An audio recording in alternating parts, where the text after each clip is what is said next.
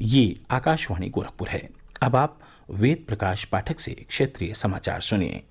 देश भर में 18 वर्ष से अधिक आयु वर्ग के लिए सरकारी केंद्रों पर निःशुल्क राष्ट्रव्यापी कोविड टीकाकरण अभियान जारी है। युवाओं से आग्रह है कि कोविड से बचाव का टीका लगवाएं और अन्य लोगों को भी इसके लिए प्रोत्साहित करें।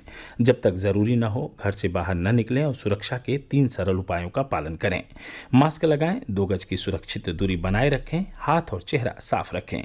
कोविड संबंधी जानकारी और मार्गदर्शन के लिए राष्ट्रीय हेल्पलाइन नंबर 011-2397-8046 और 1075 पर संपर्क करें। और अब समाचार। मुख्यमंत्री योगी आदित्यनाथ ने कहा है कि डेंगू, मलेरिया सहित अन्य वायरल बीमारियों के संदिग्ध मरीजों के पहचान के लिए जारी प्रदेशव्यापी सर्विलांस कार्यक्रम को और प्रभावी बनाया जाए। सर्दी, जुकाम, बुखार, सांस संबंधी रोगों से ग्रसित लोगों को चिन्हित कर उनके समुचित उपचार की व्यवस्था कराई जाए। मुख्यमंत्री ने कहा है कि डोर टू डोर सर्वेक्षण के दौरान बुखार, दस्त और डायरिया आदि की जरूरी दवाइयां लोगों में वितरित की जाएं। अस्पतालों में बेड और दवाइयों की पर्याप्त उपलब्धता सुनिश्चित की जाए। केंद्र और प्रदेश सरकार के समन्वित प्रयास से अब तक 409 ऑक्सीजन प्लांट क्रियाशील किए जा चुके हैं। मेडिकल कॉलेज और अन्य शासकीय अस्पतालों में क्रियाशील यह ऑक्सीजन प्लांट भविष्य की आवश्यकताओं को देखते हुए अत्यंत उपयोगी सिद्ध होंगे। मुख्यमंत्री योगी आदित्यनाथ द्वारा प्रदेश में स्थापित किए जा रहे अन्य 146 ऑक्सीजन प्लांट की स्थापना की कार्यवाही तेज करने के निर्देश दिए गए हैं। मुख्यमंत्री ने इसके लिए टेक्नीशियनों का प्रशिक्षण जल्द पूरा कराने और जिलाधिकारी द्वारा निर्माणाधीन प्लांट के कार्यों का सतत निरीक्षण के निर्देश भी दिए हैं। प्रदेश में ग्रामीण क्षेत्रों में खिलाड़ियों की प्रतिभा निखारने के लिए 21 बहुउद्देशीय हॉल और 20 ग्रामीण स्टेडियम बनाए जाएंगे। इनमें से लखनऊ, अयोध्या, मेरठ और सोनभद्र के बहुउद्देशीय हॉल 6 महीने में तैयार कर दिए जाएंगे।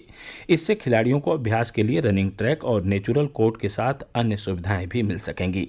सरकारी प्रवक्ता के अनुसार युवा कल्याण विभाग की ओर से खेलो इंडिया योजना के तहत ग्रामीण परिवेश के खिलाड़ियों को उच्च स्तरीय सुविधाएं उपलब्ध कराने का कार्य तेजी से चल रहा है।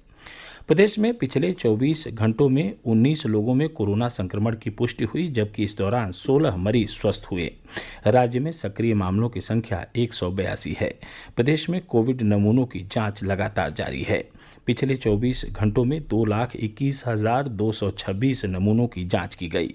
अब तक 7,55,00,000 से अधिक नमूनों की जांच की जा चुकी है। उधर राज्य में कोविड से बचाव के लिए टीकाकरण की प्रक्रिया भी तेजी से चल रही है। अब तक प्रदेश में 7,45,00,000 से अधिक लोगों को टीके की पहली डोज लगाई जा चुकी है, जबकि 1,52,00,000 लोग दोनों डोज से कवर हो चुके हैं।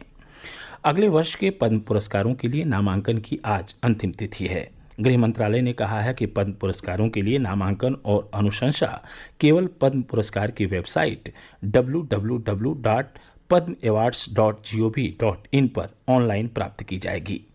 अगले वर्ष गणतंत्र दिवस पर घोषित किए जाने वाले पद्म विभूषण, पद्म भूषण और पद्मश्री पुरस्कारों के लिए ऑनलाइन नामांकन या अनुशंसा मिलना जारी है।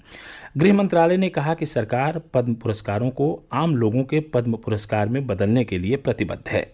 मंत्रालय ने सभी नागरिकों से अनुरोध किया कि वे महिलाओं, अनुसूचित जाति, अनुसूचित जनजाति, दिव्यांग जन में से ऐसे प्रतिभाशाली व्यक्तियों की पहचान करें जो समाज की निस्वार्थ सेवा कर रहे हैं, साथ ही उनकी उत्कृष्टता और उपलब्धियां वास्तव में पुरस्कार के योग्य हों। स्वतंत्रता के 75 वर्ष पूरे होने के उपलक्ष्य में आज़ादी का अमृत महोत्सव के अंतर्गत प्रादेशिक समाचार एकांश आकाशवाणी गोरखपुर विशेष प्रश्नोत्तरी कार्यक्रम का आयोजन कर रहा है।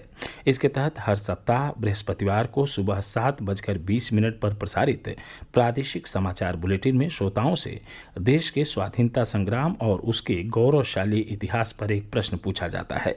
इस प्रश्न का सबसे पहले सही उत्तर भेजने वाले श्रोता के नाम की घोषणा अगले दिन शुक्रवार को समाचार बुलेटिन में की जाती है।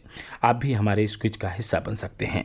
अमृत महोत्सव क्विज श्रृंखला का अगला प्रश्न कल सुबह प्रादेशिक समाचार बुलेटिन में पूछा जाएगा। जवाब के साथ अपना नाम, पता और फोन नंबर अवश्य लिखें, जिससे विजेता बनने पर आपसे संपर्क किया जा सके। यह समाचार बुलेटिन हमारे YouTube channel AIR news Gorakhpur और ट्विटर हैंडल AIR न्यूज़_GKP पर भी उपलब्ध है।